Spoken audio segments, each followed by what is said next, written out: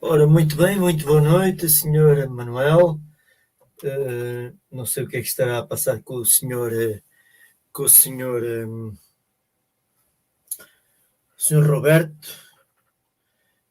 Não tem, portanto, ele disse-me, escreveu-me agora a dizer, já lá está, já vamos então abri-lo. Ora, muito bem, boa noite para os três. Boa noite. Olá, Sr. Roberto. Ora bem, nós hoje vamos ter aqui um bom programa. Muito obrigado por estar presente connosco.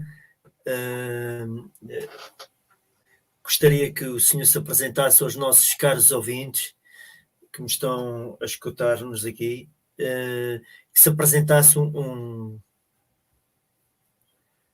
se faz favor. Sim, me chamo Roby, no caso de batismo Roberto, nome de batismo Roberto. Eu nasci no Brasil e tenho tive em hereditário dos meus pais a cidadania italiana. E a partir de 1994 eu vivo em Milão, na Itália. Muito bem, sim senhora. E então o Sr. Manuel, faz favor, Sr. Manuel, então vamos então, seja muito bem-vindo, Sr. Rob, e o Sr. Manuel também. Vamos começar com o nosso programa, então, com o tema, então, a influência do Brasil e Itália.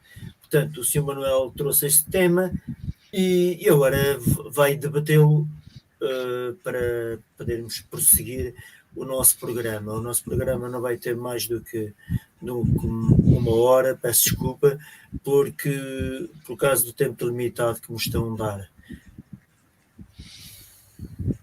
Sr. Manuel, se faz favor.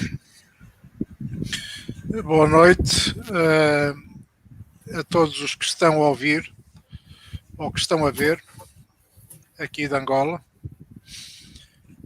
Boa noite para o Roby de Paola, em Milão, que é o convidado hoje. E boa noite para o anfitrião, que é o José, a partir de Belmonte. Boa noite. Ele é que nos permite estar aqui. Sem ele não estaríamos aqui a transmitir para vocês. Quanto ao Roby, o Roby tem um grupo no WhatsApp de brasileiros e italianos. Naturalmente, o que nós queríamos ao convidar o Roby é que ele nos dê um pouco da visão da história destes brasileiros de origem italiana. Eu pus-lhe um pequeno guião para que ele se guiasse, mas ele pode falar livremente sobre essa questão e toda a contribuição cultural e não só que os italianos no início e depois como brasileiros deram ao Brasil. Portanto, hoje essa comunidade italiana que emigrou para o Brasil por diversos motivos também ajudou o Brasil a tornar-se na nação que é hoje.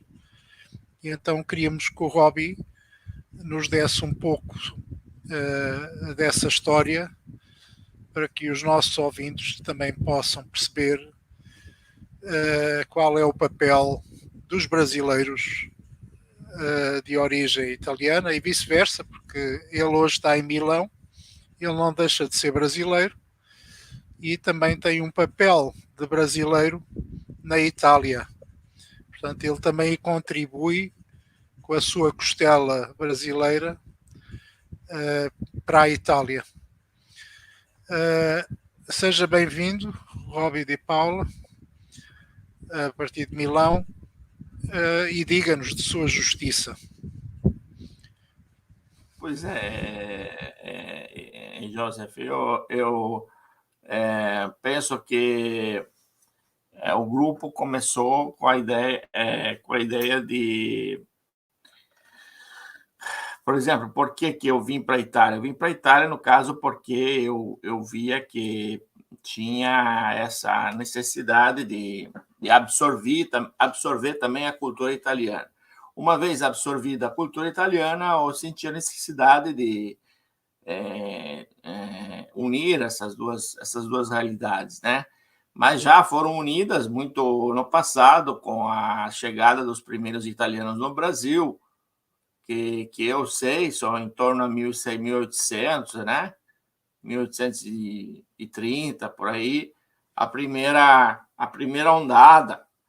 Depois teve uma outra que começou a partir de 1900 e alguma coisa. Então, praticamente, no caso, em 1800, parece que foi por a questão da falta de mão de obra, porque em 1888 foi abolida a escravidão no Brasil e faltavam lavradores para as plantações de cana, e daí os europeus tiveram essa ideia de convidar colocavam cartazes nas cidades italianas, nas cidades europeias, dizendo que tinha boa terra, boas oportunidades, etc. Vinham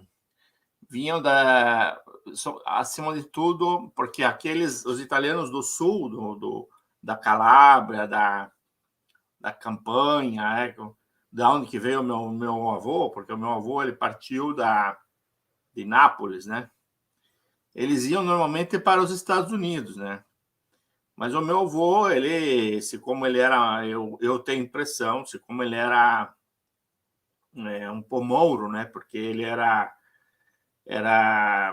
um pouco escuro assim de pele. Ele dizia também para a gente que teve uma muita imigração no sul da Itália dos povos assim da África, né? Então praticamente ele era mais escuro. Daí eu acho que ele escolheu de ir para o sul com os outros irmãos deles, mais para o sul ainda, né, no Brasil. Mas a normal é os italianos do sul irem para a América do Norte. Em vez do italiano do norte, do Vêneto, daquela zona ali, vinha mais para o Brasil. O Brasil tem uma quantidade muito grande de pessoas do Vêneto, da Lombardia, etc. E eles até eram habituavam em plantar vinhedo e fizeram essa plantação também no Brasil, no sul do Brasil, porque os italianos se colocavam mais no sul do Brasil. Eu também sou do sul do Brasil, de Curitiba, que é uma cidade do estado do Paraná.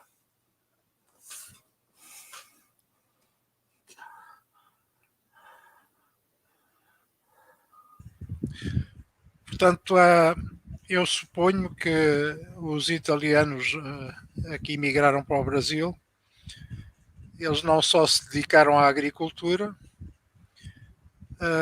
eles também terão saído da Itália um pouco pela dificuldade que havia na Itália, sobretudo no sul, não é? Terá havido alguma crise nos campos da Itália e também um certo empobrecimento das populações. Talvez isso tenha impulsionado a imigração, como é o caso de quase todas as nações da Europa, não é? Usualmente saíam para o Novo Mundo, como era chamado as Américas, não é? O Novo Mundo não era só os Estados Unidos, o Novo Mundo era toda a América, desde o norte até ao sul. naturalmente muitos iam sem nada. Eu ainda há pouco lá naquele guião perguntava se muitos desses italianos tinham ido só homens, se tinham ido casais, famílias, não é? Porque eles iam à aventura e de certa forma até iam ao desconhecido. E aparentemente consta-se que no início muitos foram explorados pelos grandes senhores do Brasil, não é verdade? E explorados nos vários sentidos, não é? Eram quase que abandonados à sua sorte. Tinham que trabalhar sol a sol, não é? Como já o faziam na Europa, e pouca defesa tinham, porque não havia sindicatos, não havia proteção civil, e eles estavam mesmo à sua sorte. Portanto, eu penso que o Robbie também conhece um pouco dessa realidade e sabe que às vezes é através do trabalho duro que as pessoas valorizam a vida. A partir dessa valorização, naturalmente, eles passam inclusive a ter ideias. Não é? Costuma-se dizer que é com as dificuldades que o homem se torna engenhoso. E então começa a ter novas ideias e começa também a investir em si próprio, já que eu trabalho e trabalho forçadamente e às vezes até explorado, eu quero me libertar, não é? E quero fazer o meu próprio trabalho. O que é que o Robbie nos tem a dizer desta parte da história italiana no Brasil? Pois é, a gente sabe que no Brasil até hoje, né? Até hoje os italianos, uma parte tem uma memória, né, na cultura brasileira que lembra os italianos como serviçais, como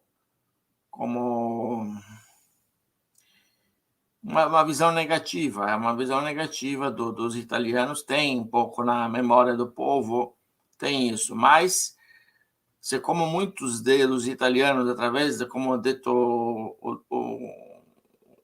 o Dr. Joseph, começaram eles com a engenhosidade devido à dificuldade, eles construíram um futuro. Então, também, hoje em dia, tem essa visão também positiva. Mas, em relação à família, o meu primo, que mora na Calábria, né, ele nasceu aqui na Itália, ele diz que ele conta no Facebook que a sua mãe foi para o Brasil com 2 filhos, carregando 2 filhos no colo, né? Uma mão e outra carregando 2 filhos nos braços. Então, praticamente é assim, eles não iam só trabalhar, mas também levavam a família inteira, fugindo também de uma situação, como a do doutor, uma situação de miséria, porque tinha uma situação europeia que não era positiva. Eu não sei qual era a política de 1800, etc. Eu sei que, por exemplo, a minha família, por exemplo, eles tinham eles plantavam olivas, né? Eles tinham uma plantação de olivas, mas eu tenho a impressão que muitos italianos e também eles vieram também com essa ilusão, né, de que o novo mundo portava muita possibilidade, que portava até a possibilidade de ficar rico, né, um parente, o meu avô, não ficou rico, mas o seu irmão, o irmão do meu avô, ele fez bons negócios e acabou fazendo um hotel. Até hoje tem 2 hotéis na minha cidade, que ele questão da família dele, né? Mas então praticamente alguns têm uma certa cioè, não é todo mundo que consegue ter sucesso, mas meu avô não retornou mais para a Itália. Ele retornou quando era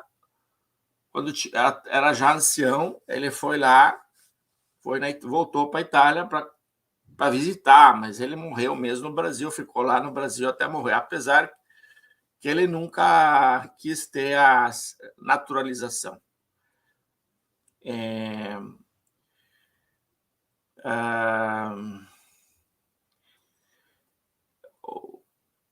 Com relação às famílias,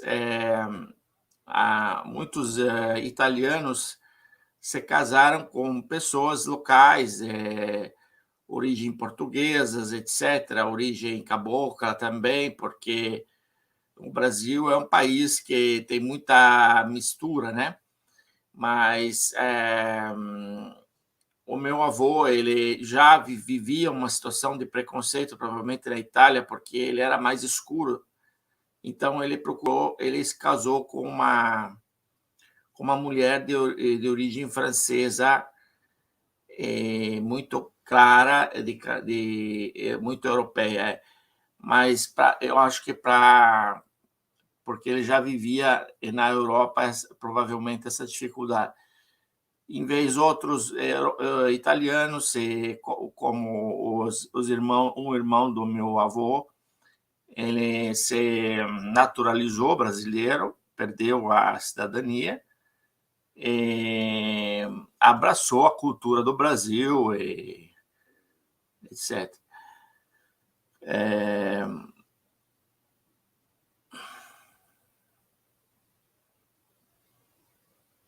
Atualmente tem um sentimento de retorno à Itália, principalmente pelo fato de a Itália ter reconquistado uma certa importância mundial, econômica.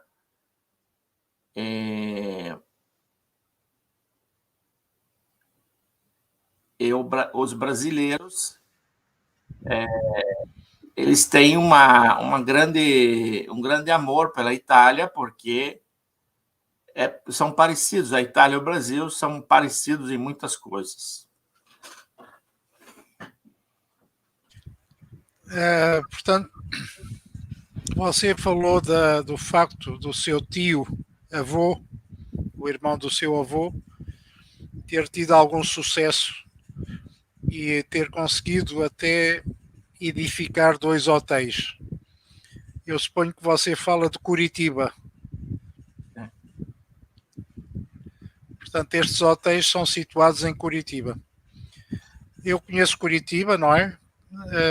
Estive lá uma vez. É uma cidade tipo europeia, não é? Tem muito de europeu. Mesmo a forma como ela está desenhada, não é? Tem uma boa rede de transportes. Ali você não precisa de carro privado para andar para lado nenhum. E depois não é muito longe de áreas de interesse turístico, nem da fronteira, nem onde está Iguaçu. Eu lembro-me que algumas das pessoas que estavam lá comigo, inclusive, foram visitar Iguaçu, porque Iguaçu, como a gente sabe, talvez sejam as maiores quedas de água do mundo em extensão. São mesmo, não é? E depois porque elas estão na fronteira entre 3 ou 4 países, não é? Acho que é o Uruguai, a Argentina, o Paraguai e o Brasil, se não estou errado, não é? Portanto, e ali acontece muita coisa, eu penso, tanto de um lado como do outro e do outro. E muito comércio existe naquela zona. Eu reparei que, por exemplo, ali essa área do sul do Brasil até é uma área muito limpa, não se vê lixo no chão, não se vê nada. eu lembro-me que eu perdi a minha documentação pessoal e procurei, mas não a encontrei. Ela apareceu-me 3 meses depois, eu não sei quem é que a enviou, apareceu 3 meses depois pelo correio aqui em Angola. Portanto, eu já não fazia ideia de que ia reaver essa documentação, não é? Tinha a licença de condução, tinha o bilhete de identidade, tinha várias coisas. Era a carteira, não é? Dos documentos. E só não perdi o passaporte. E isso permitiu-me voltar sem precalços. No entanto, isso demonstra quem achou poderia ter deitado fora, não é? Poderia ter jogado no lixo. Dizia, epá, isto aqui é estranho, nem é de cá, vai para o lixo. Eu nem sei quem é, mas aparentemente achou o caminho para chegar aqui. Portanto, eu fiquei surpreendido. Um dia fui à caixa postal, não é? Abri, vi lá a carteirinha, mas como é que é possível 3 meses depois, não é? Aparecer aqui a carteirinha que eu jamais julgava que ia reaver. Portanto, essas são particularidades de Curitiba, não é? E é curioso que Curitiba tem uma comunidade ou russa ou ucraniana, ou as duas, tem uma comunidade enorme italo-brasileira e naturalmente misturada com a comunidade portuguesa, como todos são, porque a comunidade portuguesa é a base junto com os índios, não é? Ele também era uma região de índios e de caboclos, que são a mistura de portugueses e índios, não é?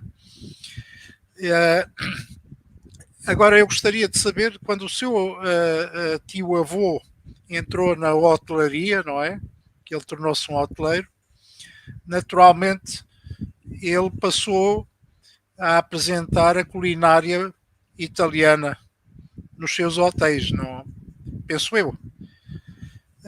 Essa influência não foi só na agricultura, não é? Portanto, com as oliveiras, com o vinhedo, mas outras práticas agrícolas que eram trazidas da Itália, não é? Segundo se diz, até o vinho hoje continua na posse de famílias italianas, não é? O vinho, quer dizer, o vinhedo, não sei se exportam o vinho ou não, mas o Brasil é imenso, naturalmente tem muita gente que consome o vinho desses italo-brasileiros de hoje. Agora eu gostaria de perguntar, quanto à culinária, o que é que você tem para nos dizer? O que é que foi introduzido naquela área que você se lembra da culinária italiana? Que hoje faz parte da culinária brasileira também, não é? Sim, culinária, eu tenho visto que, senhor Manuel, eu tenho visto que a culinária no Brasil, você sabe que tem essa tradição italiana no mundo inteiro, né, da massa, das massas, etc. No Brasil é famoso, até tem no Brasil, até tem aquela pizza Califórnia, não sei se você já viu, a pizza Califórnia, que é feita com pedaços de frutas doces, né? Doces, cristalizadas, assim, colocam dentro, em cima da pizza, coisa doce. Então, praticamente, essa pizza eu só vi no Brasil, aqui na Itália não vi essa pizza. Então, praticamente é assim. Daí, o fato, o meu tio, o irmão do meu avô, que fez o hotel, eu fui poucas vezes no hotel, mas quando eu fui lá, eu vi que o que me chamou a atenção é a quantidade de frutas, de todo tipo de fruta, porque tinha uma sala no hotel que tinha tudo quanto é tipo de fruta, eu sempre gostei. de frutas, e me chamou a atenção porque aquelas frutas bonitas do Brasil, e eles punham aqui na entrada, assim, na sala, perto do refeitório, essa coisa, e me chamou muito a atenção, mas eu não pude, não comi, não jantei, no hotel, não sei qual é a culinária. Sei que depois que o meu tio, ou irmão, no caso do meu avô, que fez esses 2 hotéis, os 2 hotéis 4 estrelas, 4 estrelas no Brasil, ele montou, ele comprou um terreno quando era banhado, o terreno quando estava tudo mole, que ninguém queria comprar.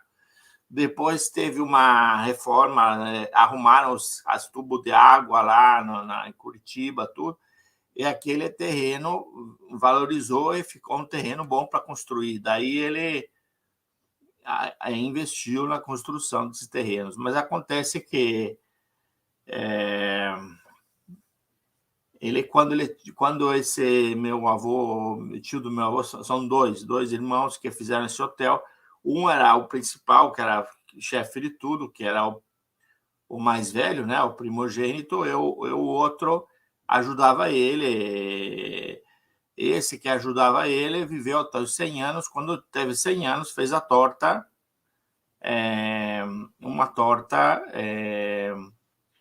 com em cima da torta o brasão, né, o brasão da família, não da família de Paula, que eu, quando eu vim aqui na Itália, eu tinha encontrado aqui o brasão, mandei para ele por carta, e ele fez o brasão o doce, assim mesmo, fez uma espécie de desenho do brasão na torta.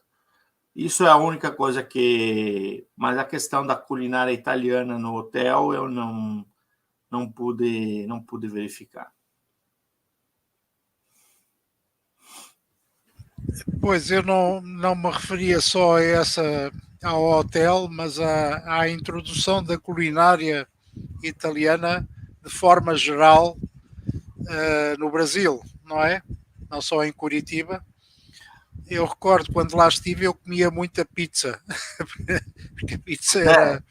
Pois é, mas acontece que a pizza e o macarrão também, que todo tipo, macarrão de todo tipo, né, com uma criatividade muito grande, porque enrolado, abraçado, recheado, todo tipo de macarrão. Mas o fato, eu fiquei sabendo que recentemente que, por exemplo, a minha mãe, ela dizia, por exemplo, digamos assim, eu sei que eu sou italiana porque eu gosto de massa, ela dizia, né? Ela dizia, mas eu não tenho, acho que o fato é que a massa, a pessoa tem que cuidar para não exagerar, né? Porque a massa não é que seja uma coisa muito saudável, mas pode fazer. Os italianos são muito pródigos em doces também, doce siciliano, a salsicha também calabresa, da minha zona, porque nós somos de família calabresa, eu no caso, nossa família. Então tem essa salsicha que também tem no Brasil, é famosa, etc. Pois a salsicha, o óleo de oliva, porque não sei se no Brasil existem oliveiras, porque as oliveiras precisam 1000 anos, né? Mas crescem muito devagar, né? Não sei se existem no Brasil, mas o fato é que o óleo é famosíssimo. O óleo italiano, o vinho e o macarrão, né? A pasta junto com a pizza.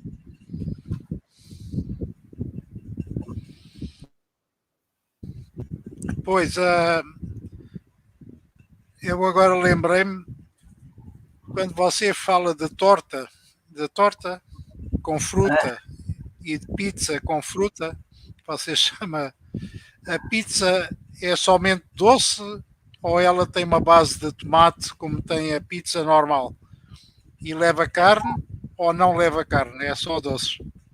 Não, essa se chama Califórnia e não é uma pizza que tem não tem o tomate, tem a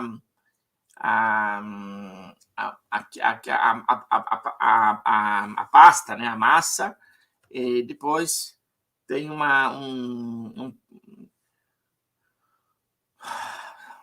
sabe que eu não me recordo, eu estou aqui já faz 28 anos, e desde que eu vim para cá não vi mais essa pizza, mas eu acho, o pomodoro, né, o tomate não tem, porque se tivesse fazer a reação com o doce, ficaria uma coisa um pouco ácida. Pois ficaria enjoativa, se calhar. Em vez do óleo também, eu fiquei sabendo, aqui na Itália é famoso também o óleo português, existe o óleo português nos supermercados para vender, há também óleo integral português, aquele integral, e no Brasil também óleo português, o óleo é famoso também junto com o óleo italiano, então isso é uma coisa, porque o grupo italiano e brasileiros digamos, intencionado a unir as culturas do Brasil e da Itália, mas também só portuguesa, brasileira, etc., e só italiana também, porque eu tenho no grupo uma pessoa, por exemplo, que é da Nigéria, meu amigo, que é da Nigéria, e fala o italiano e o inglês. Então, ele vai lá, eu falo italiano com ele. Então, praticamente une a cultura italiana onde se encontra. E a cultura portuguesa também, Brasil, Angola, etc. Eu até fiz o meu site, eu estou construindo ainda o meu site, mas eu estou fazendo a seção de português europeu, português brasileiro, inglês e italiano, entendeu? Mas a seção de português europeu, eu vou começar a me interessar pelo que eu conheço, a Angola, porque Portugal, eu já estive em Portugal também, Pois, eu lembro-me uma vez viajei com um empresário italiano, já não me recordo se foi de Paris para Lisboa. Ele vinha da Itália, mas vinha via Paris. E o principal negócio dele era ir comprar azeite, portanto, o óleo de oliva, não é? Azeite à região do sul de Portugal, ao Alentejo. Aparentemente ele comprava um determinado tipo de azeite, que ele parecia ser conhecedor, não é? E esse azeite ia a granel para a Itália e, segundo ele, portanto, era-lhe dado uma marca italiana determinada. Portanto, ele praticamente era o comprador, não é? E, portanto, esse azeite era transportado para a Itália e ele falava precisamente o que você disse. Ele comprava esse azeite em Portugal, no sul, numa determinada região do Alentejo, por causa das qualidades do azeite. E ele diz que era tão apreciado na Itália que eles pediram a autorização para colocar uma marca italiana, não é? Não sei se eles punham a origem portuguesa ou não, porque você depois não sabe qual é a origem, não é? Lá no azeite não está escrito, está na garrafa. Mas aparentemente não sei se eles punham produto da Itália, não sei. Não, ele diz que havia um determinado lote que ele comprava que era para ser misturado com o azeite lá na Itália, e então tinham duas vertentes. Tinham esse azeite que era original e tinham o azeite que era misturado com o azeite da Itália, não é? De determinada região, precisamente para lhe dar um sabor diferente. Ele falava-me em acidez, o nível de acidez do azeite, não é? Sim. Mas aqui, Pronto, aqui na Itália é obrigatório especificar a origem dos produtos. Na etiqueta tem que ter a origem. Tem que ter a origem. É lei isso aí. É lei. Tem que ter a origem. Sim, agora naturalmente a coisa é muito mais rígida do que é no passado, não é? Porque atualmente você está na União Europeia e todas essas, como é que se diz, regras, não é? Têm que ser obedecidas. Senão apanha multas. Mas outra coisa que na Portugal é bom é o vinho, que aqui é apreciado, aqui na Itália, também no Brasil. O vinho famoso, o vinho o mais conhecido de todos é o vinho do Porto, né? Depois tem outros vinhos, para mim, portugueses. E os portugueses, eu tive em Portugal, eu vivi, trabalhei em Portugal, trabalhei até trocando trilho de trem durante a madrugada com uma empresa portuguesa e vi que os italianos, os portugueses têm a habitude de beber vinho, como os italianos, e muitos italianos, e o vinho português é famoso também, o vinho, também o azeite, né? Porque eu já estou aqui, eu já troquei, tinha me esquecido da palavra azeite, estava dizendo só óleo, como se diz aqui na Itália, né? Porque Portugal e Brasil, óleo é aquele do carro, né? Não é? Bem, aqui nós temos uma espécie de azeite que seria o azeite de palma, mas que normalmente em certos países chamam azeite de palma, da palmeira. Você conhece o azeite de palma, não é? O óleo de palma. Sim, é usado para fazer biscoito. Pois, aqui nós usamos muito o óleo de palma de várias formas. Uma delas, que é principal, é na forma alimentar, não é? E é curioso que nós, o prato principal, não é que seja principal, mas é o base aqui, é uma massa. Aqui na África do Sul, no Zimbábue, chamam-lhe papa, ou pap. Aqui em Angola a gente chama funge. Portanto, é uma massa que você tem que fazer muito bem feita, senão ela cria bolinhas, que é feita de mandioca, de farinha de mandioca. Então, você sabe, a mandioca quase que não tem sabor. Tem muito não no é Brasil. Verdade, mas a forma como ela é confeccionada e é batida até desaparecerem aquelas bolinhas que ficam no meio, e tem duas versões deste funge. Para o norte é mandioca, para o sul é farinha de milho. Usualmente tem que ser milho amarelo, mas também pode ser branco. Eu acho curioso porque tanto o milho como a mandioca são originários das Américas, portanto foram introduzidos aqui, não é? Mas passaram a ser alimentação base, não é?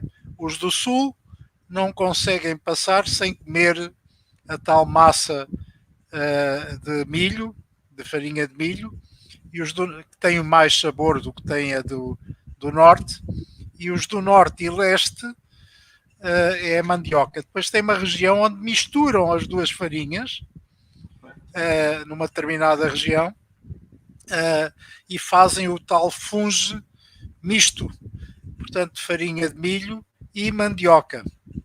Eu, por acaso, gosto muito desse também, mas é preciso aprender a comer. Grande parte dos europeus, quando chegam aqui, não apreciam. Porquê? Porque não sabem utilizar os molhos, fazem molhos, não é? Pode ser molho de peixe, peixe seco, peixe fresco, pode até ser misturado, ou de carne seca, depende da região, não é? Ou de carne fresca, não é verdade? Você até pode comer o fungo com bife, não é? Com um bife e até com ovo cozido. Há aqui uma região do interior onde se come um fungo, aquilo até é tradicional, que leva chouriço. Está a ver aquele chouriço tipo português, não é?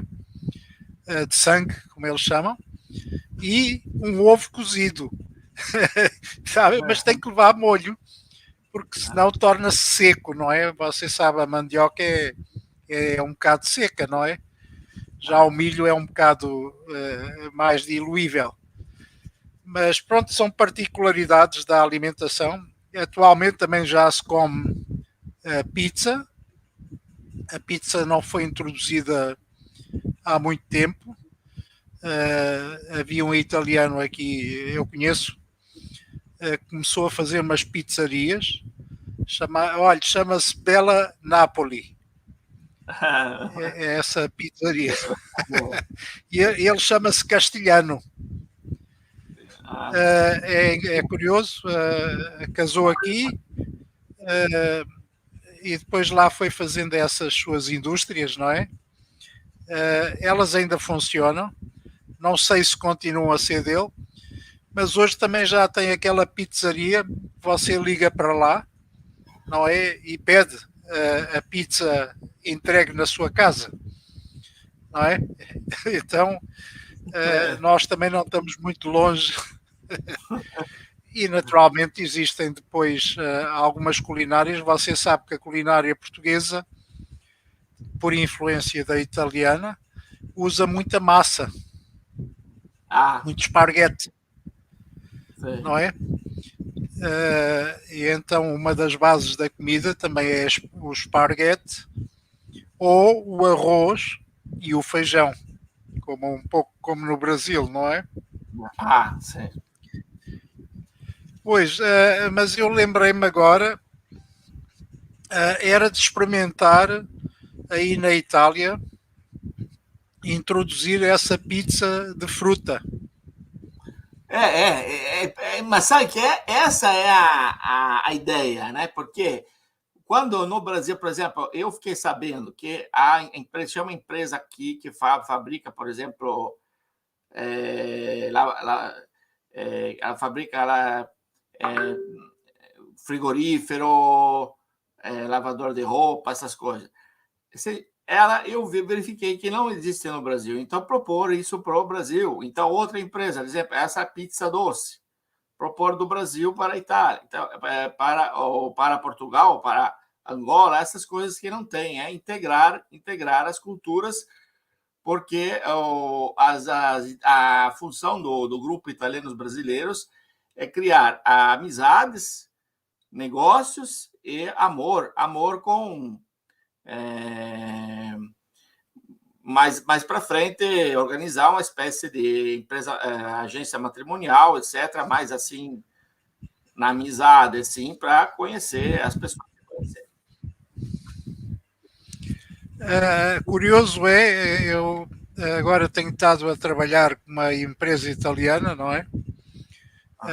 Que está ligada à Eni. E achei curioso, há um engenheiro italiano, acho que era o segundo homem do projeto, ainda é um homem jovem. Aparentemente ele namorava uma moça na Itália, eu não sei o que é que aconteceu, mas ele foi à festa de aniversário de um outro italiano, mais velho, que eu conheço, já está aqui há 30 anos ou mais, portanto, veio ainda era um bocado jovem agora, mas ele também lá trabalha. mas reside em Angola. A mãe dele está na Itália, não é? Ele vai visitá-la de vez em quando.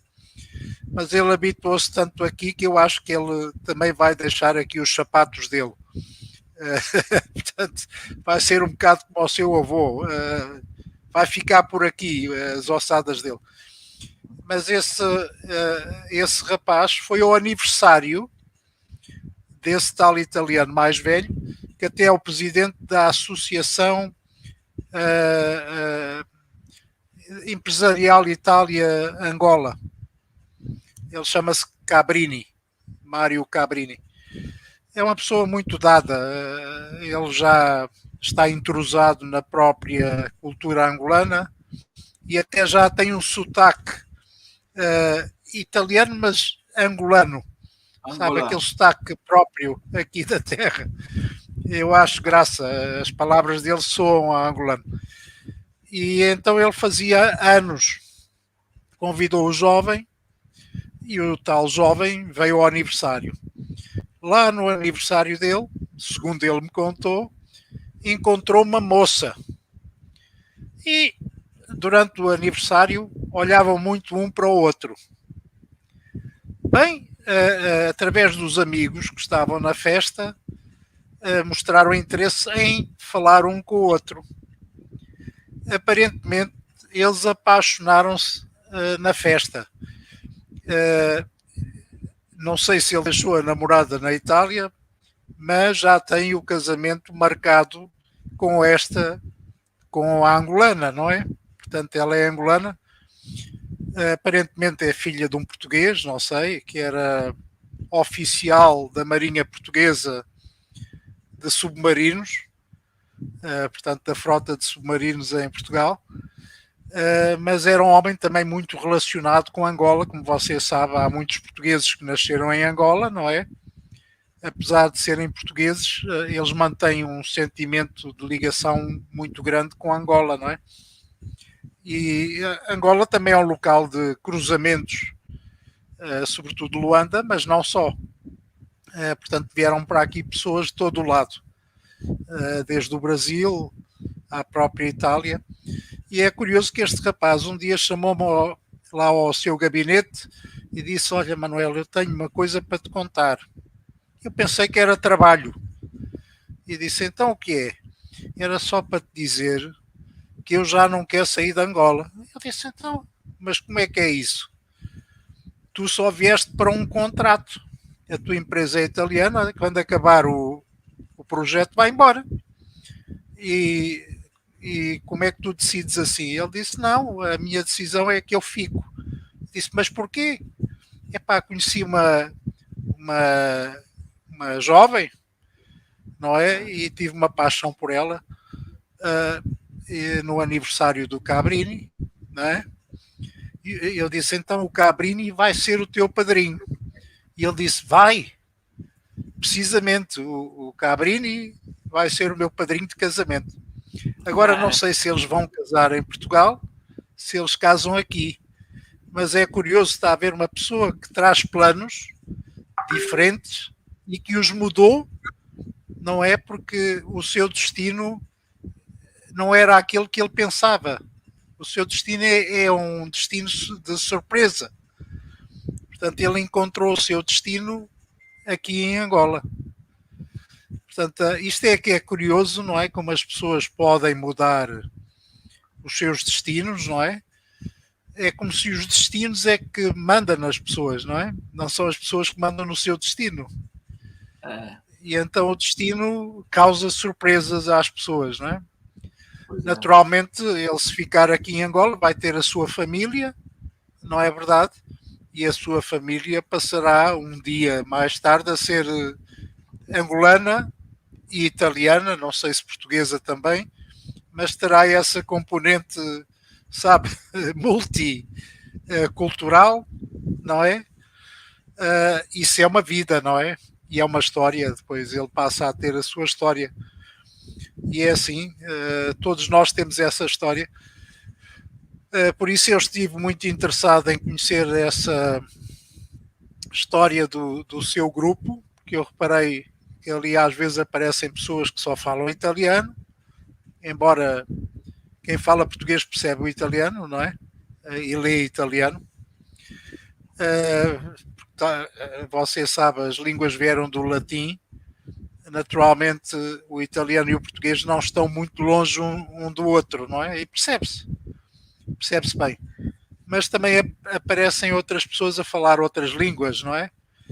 E, portanto, isso é interessante porque há um cruzamento muito grande de pontos de vista e até da própria ideia, não é? Portanto, há pessoas que aparecem com ideias daqui, ideias dali, começa da pizza, da fruta, não é? A Califórnia, pizza Califórnia. E pronto. E era isto que nós queríamos ouvir de si. Agora, eu queria lhe perguntar outra coisa. Quando você mostrou interesse no judaísmo, visto que isto é uma rádio judaica, não é? Por que é que você mostra esse interesse? Você tem alguma origem judaica? Olha, eu já quando eu fiquei sabendo da história do povo judaico, quando era já jovem, muito jovem, eu já me interessei e admirava a história do povo judaico, porque praticamente foi o povo que começou tudo, começou uma corrente que todo mundo quer, depois todo mundo quis pegar para si, né? A Igreja Católica, não, a história é nossa, etc. Os protestantes, não, é nossa, mas no fundo você sabe que a história, a Bíblia, a história que conta é toda judaica. E depois é um povo que, apesar de ser muito tido essa fortuna, também teve muitas dificuldades. Então, seja no bem que no mal, teve coisas pesadas, né? Então, eu me encontro nisso porque eu também sou... a minha vida foi um pouco assim também de coisas muito pesadas, seja positivas que negativas. Mas indo mais para frente, agora aqui na Itália, etc., eu verifiquei um documentário na Rede Globo brasileira que falava desse nome Correia, que tem o sobrenome do meu pai, ele dos meus avós, né? Dos meus avós. Esse nome é de origem judaica, mas é um nome que foi convertido porque no brasão existem várias cruzes, digamos assim, a impressão que dizer para todo mundo, esse é católico, esse é cristão, esse é cristão, esse é cristão, no sentido que é claro que para anular um pouco a fama do sobrenome hebraico, que eu fiquei sabendo que está na história de Portugal também esse nome Correia, né? Então, é isso. Sim, os Correias, aparentemente, como os Pereiras e outros nomes, de árvores, de animais, de objetos, de terras, eram convertidos à força pela Inquisição, como você também sabe, não é? E então esses nomes eram atribuídos aos cristãos novos, não é verdade? E assim, convertendo-se, evitavam serem perseguidos, não é? E às vezes até serem julgados nos autos de fé e condenados à fogueira. Portanto, e muitos deles hoje estão vivos e têm descendência precisamente porque eles passaram também a ser católicos. Mas há muitos que, descobrindo o seu passado, estão a querer voltar ao judaísmo, precisamente por causa desses nomes. E é assim, estão a descobrir o seu passado. Ok, eu penso que nós estamos no fim. Sim. José, mas era só uma pergunta, era só uma pergunta aqui ao Sr. Rob. Sr. Rob, Você, portanto, o senhor Manuel perguntou se você tinha descendência judaica ou tem família com descendência judaica. Os Correias. Eu tenho essa descendência que foi forçadamente mudada, né? Então, praticamente, eu tenho a descendência não é judaica. Então, vinha de parte de quem? Da mãe ou do pai? Do pai, mas acontece que o que acontece? Tem que ir atrás dos certificados para ver se chega a momento da imigração de Portugal, e daí depois tem que ir lá na torre, naquela não sei como é que do tombo. A verificar isso, mas acontece que isso é uma questão que eu tenho que ainda fazer, porque é uma coisa que essa busca eu ainda não comecei. Eu tenho que começar atrás da certidão. E eu, por exemplo, o meu pai, depois o pai dele, o outro pai, fazer toda a árvore, né?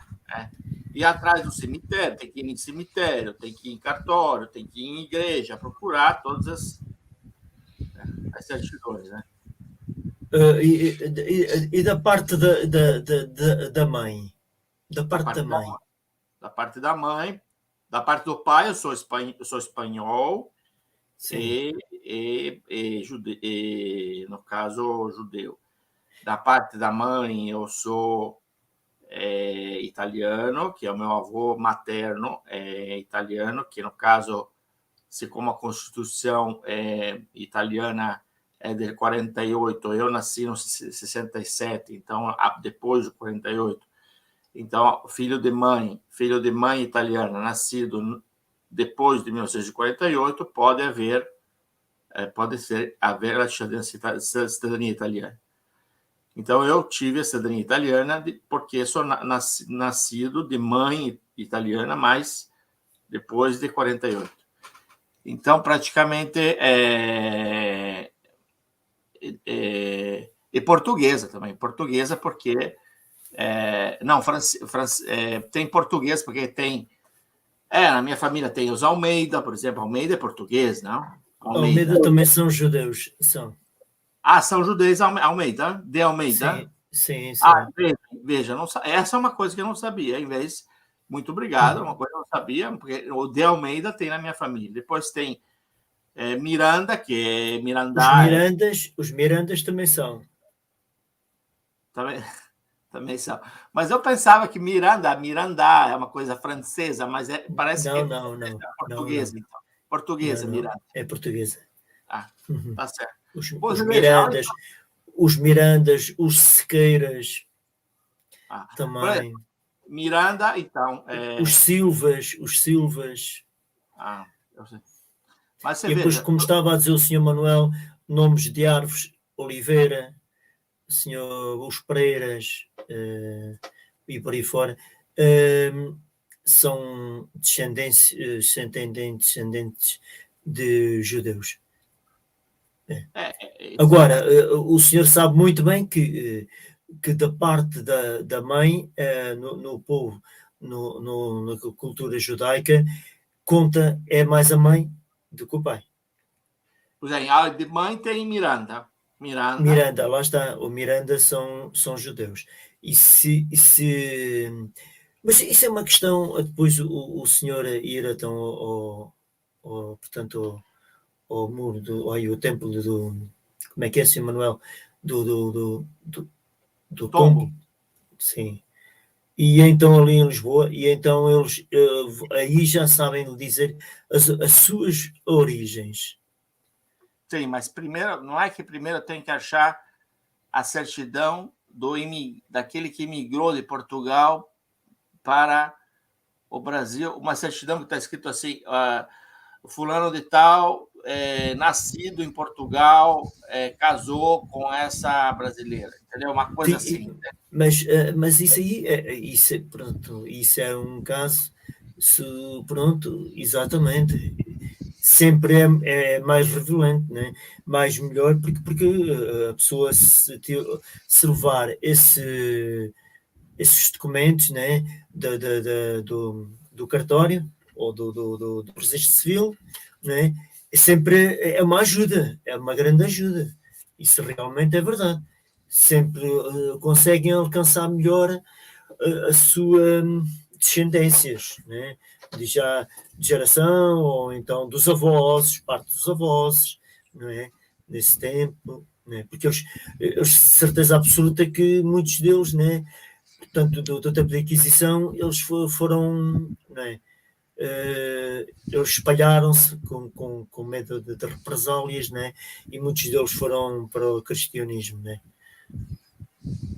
Mas aqui o Manuel diz que é possível via internet acho que a Torre do Tombo talvez seja possível fazer alguma pesquisa, como ele diz, através da internet. Não sei agora, tem que verificar isso.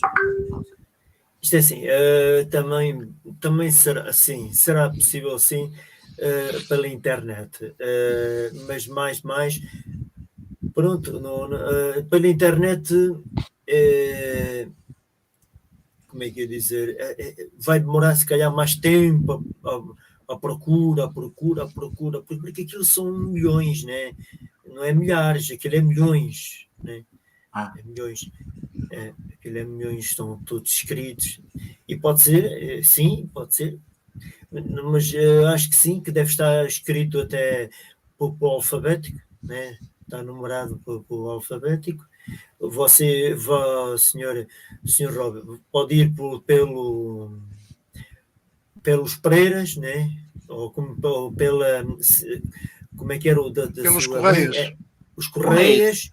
Os Correias, pode ir por aí pelos Correias, vai ver pelos Mirandas. dos Mirandas, Correios de Mirandas, você vai ver exatamente e vai ver onde é que isso finalmente então se lá vai dar. Se lá for a dar, pronto, já sabe que tem descendência também da parte de judeu. Pois é, eu estou muito feliz porque não é só... Porque antes eu sabia que era só o Correia. Agora existem 3 possibilidades, né? Quer dizer que se não der o Correia... por exemplo, o Miranda é aquele da mãe, né? O Miranda, que... Sim. Mas os judeus, então, eles reconhecem pela questão daquela mulher de Jacob, né? É isso? A mulher de Jacob, que está acontecendo alguma coisa, não sei, parece que ficou a mãe como descendente, não sei, porque tem uma razão bíblica, porque a mulher é a descendente, tem uma razão bíblica. O senhor sabe essa razão? Eu acho que o senhor, porque tem uma razão bíblica. Eu não estou me lembrado agora, mas é em relação à história de Jacob.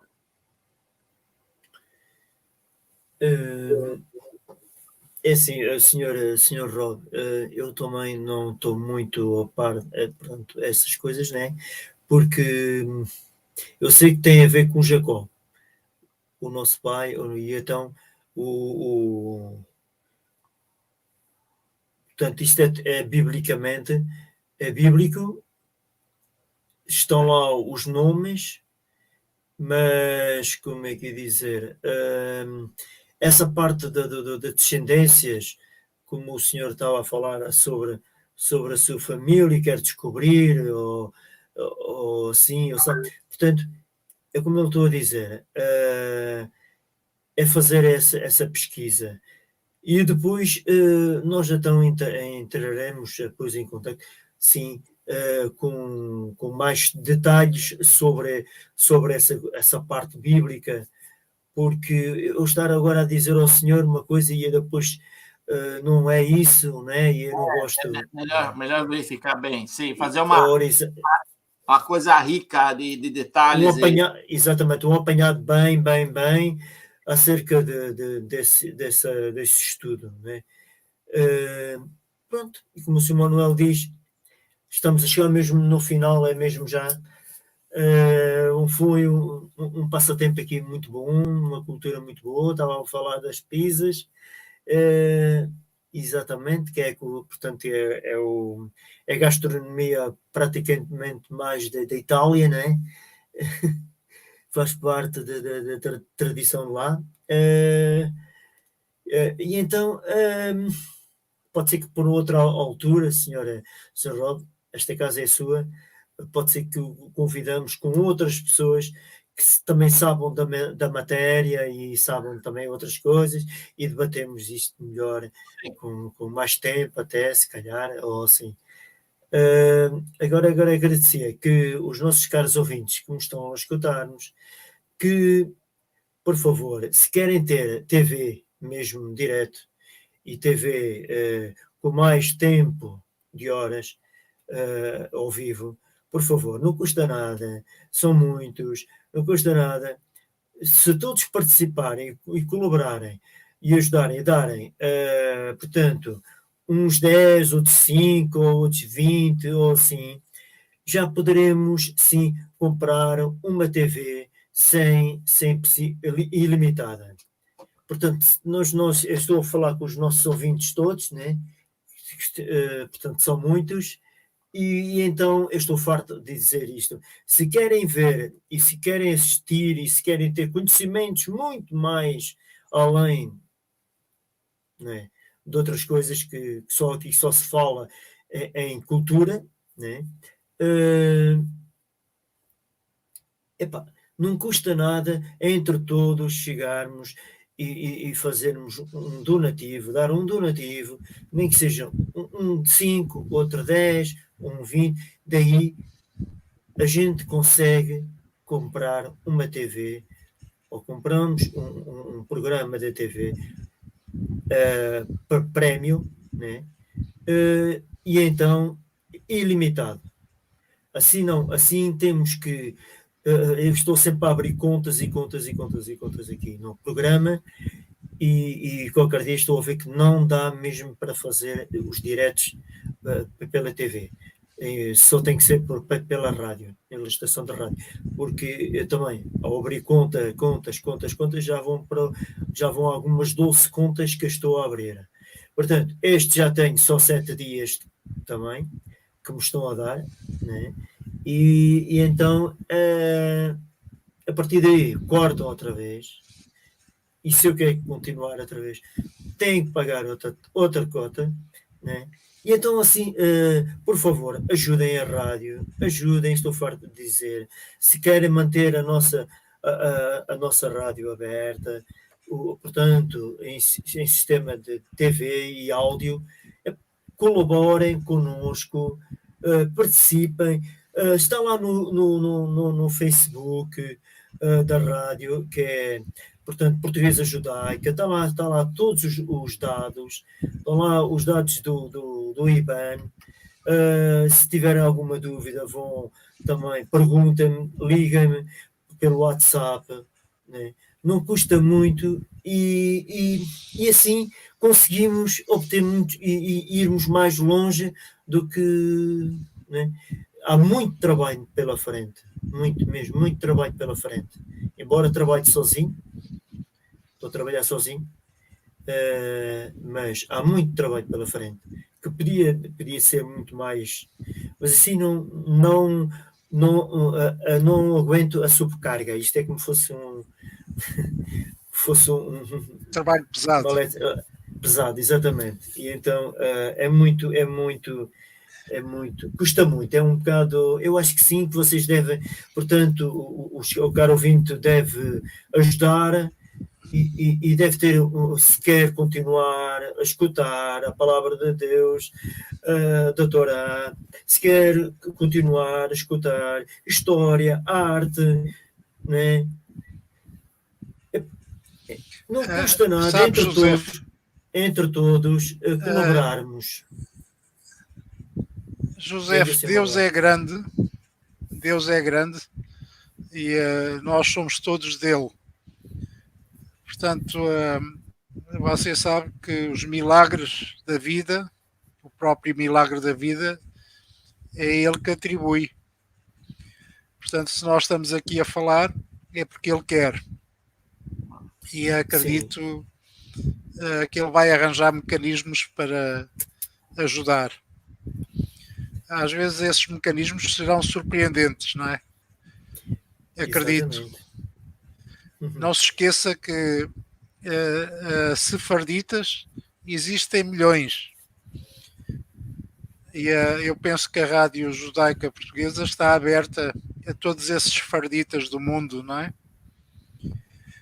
De coração aberto. Exato. Portanto, Não todos só eles têm ser- lugar aqui. Não Tem só todos. sefarditas. De Todos. tudo, de tudo.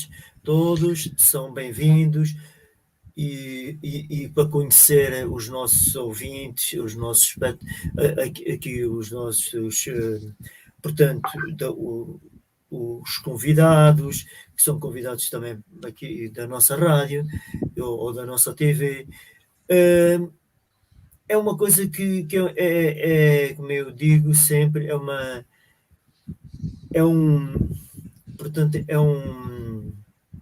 por outras É uma palavras, riqueza.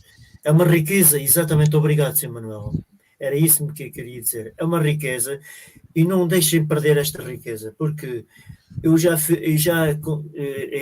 andava a fazer também o jornalinho, não sei se muitos sabem, e que eu fazia o jornal, e o do jornal mandava em PDF e mandava em P4 o jornal. Só consegui fazê-lo até o 12º porque por razões, lá está, trabalhar sozinho, ter muita ocupação, Pois. não dá para fazer tudo numa coisa. Pois. Sim. E então, parte da TV e parte da rádio já é um grande mecanismo, não é? E uma grande vitória. E para não deixarem perder, eu estou farto de dizer, não deixarem perder. Mas a Deus, é verdade, a Deus é grande, mas também, não é? Também é preciso que as pessoas também tenham um pouco de consideração e crença. Tenham crença. Exatamente. E que tentam compreender que eu não é para o meu, portanto, não é só para o meu benefício, é para o vosso também, para crescerem. Pois, claro. E o É meu também é para todos. É para todos. Eu não exploro ninguém. Portanto, portanto, é uma rádio, como eu já tinha dito, que era uma rádio, a primeira rádio judaica portuguesa que ia aparecer em Portugal, que está a dar muita liberdade, portanto, a conhecer a vida, o que é o judaísmo em si, e que não há uma rádio que consiga, portanto, que faça isto. Sim, senhor. Eu acho que, pronto, Sr. Rob, muito obrigado também pela sua presença, estar aqui connosco. Um abraço grande aqui de Angola. Um abraço. E você é da Itália, está em Nápoles, é? Não, é Milão. Ai, Milão. Sim, senhora, uma grande cidade. Onde é que está a torre, aquela torre que está assim meia torta? Da pizza. A pizza, pois, exatamente. Bela Nápoles. Diga. Que eu não... Está em Nápoles. Em Nápoles. Não é isso que eu quero dizer. Aquela torre de pizza. Onde é que está essa? A torre torta. Sabe, aquela torre inclinada. Está em Pisa. Torre de Pisa, sim. Sim. Mas fica localizado, é mesmo essa cidade, portanto, chama-se mesmo Pisa? Pisa, Pisa. Não sabia. E o senhor, agora já por curiosidade, o senhor ou o senhor Manuel já foram a ver essa torre? Já tiveram a pé dela? Eu só vi a foto, sabe? Não... Porque deve ser interessante como ela está tão inclinada e ainda não cair, não é? Eles fizeram todo um trabalho de engenharia para não deixar cair, porque estava caindo. E qual foi o significado dela? Depois temos que falar nisso. Temos de falar sobre esse significado. Hoje já não dá tempo. Temos de falar sobre esse significado, porque é que a Torre de Pisa ficou assim desse estado e porque é que deixaram-na estar assim como património, né? E então, e qual é o significado dela para ficar assim? É uma atração turística, não é? Vem gente de Exatamente. todo o mundo para ver a Torre de Pisa. Exatamente. É curioso, não é? Ela ter se inclinado. É por causa da instabilidade do solo onde ela está instalada, suponho. Mas pronto. É isso que a gente depois vamos tirar. Está bem. Ali, Tá bem. outro tema ou por outro tempo. Vamos tirar isso. Pronto, Sr. Manuel, um grande abraço. Um abraço grande, sim, para si, para o Rob e para todos os que estão a ouvir, a escutar ou a ver. Exatamente. Um abraço grande, tudo bom. Tudo bom. Um abraço. Shalom, Shalom, shalom, shalom. shalom. Shalom. Shalom.